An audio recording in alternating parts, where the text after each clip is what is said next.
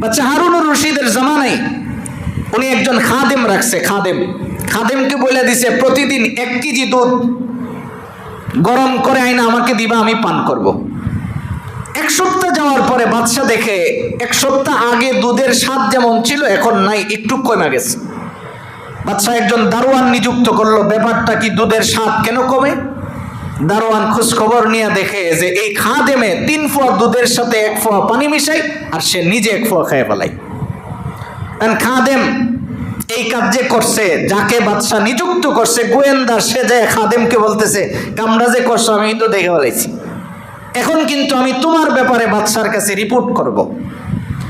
খাদেম গোয়েন্দাকে বলতেছেন বাদশার কাছে রিপোর্ট করলে তোমারও চাকরি আর থাকবে না, কারণ আমি নাই তো তোমার চাকরির দরকারই নেই।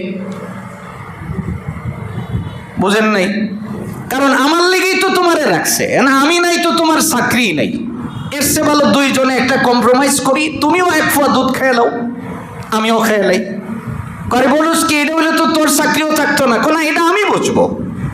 এবার 2 বাটপারে মিলে 1/2 কেজি দুধ খেয়েছে। এখন দুধ হলো 1/2 কেজি, পানি হলো 1/2 কেজি। বলেন তো স্বাদ আগের মতো আছে না আরো কমছে? আরেকজন গোয়েন্দা নিযুক্ত করলো, সে যায় দেখে 2 জনে আরামসে দুধ পান করতেছে। কই কি ব্যাপার, তোমার লেগে তো আমার চাকরি হইছে। বুঝতেছো? তাহলে বয়ে পড়ো। কই বাদশা তো 3 জনের চাকরি খাইবো, না বসে যাও। এবার 3 জনে মিলে 3 ফোঁয়া দুধ খাইলো, আর এখন 3 ফোঁয়া পানি আর 1 ফোঁয়া দুধ বাদশা আর দরবারে নিয়ে হাজির করলো। বাদশা দেখে স্বাদ আগের চেয়ে আরো কমছে, আরেকজন নিয়োজিত করলো। এখন 3 জন গোয়েন্দা আর 1 জন খাদেম, 4 জনে মিলে 1 কেজি দুধ খায়া 1 কেজি পানি জাল দিয়া বাদশার সামনে নিয়ে রেডি করে দাঁড়ায় রয়েছে। বাদশার চোখ দিয়ে অজুরে পানি পড়তেছে। জিজ্ঞেস করে কিরে, এতদিন তো আমার দুধের স্বাদ নষ্ট হয়েছিল, আজকে দেখি আমার দুধের কালারও নষ্ট হয়ে গেছে। এবার খাদেম যেই কথাটা বলতেছে এটা আমার বোঝানোর উদ্দেশ্য। খাদেম বলতেছে বাদশা, যেদিন আপনার দুধের প্রথম স্বাদটা কম ছিল, ওই দিন যদি আপনি গোয়েন্দার পিছনে অর্থ ব্যয় না করে আমার পিছনে যদি আপনি কাজ করতেন, আমার হৃদয়ে যদি তাকওয়ার বীজ রোপণ করে দিতে পারতেন, তাহলে আপনার দুধের কালার চেঞ্জ হইতো না।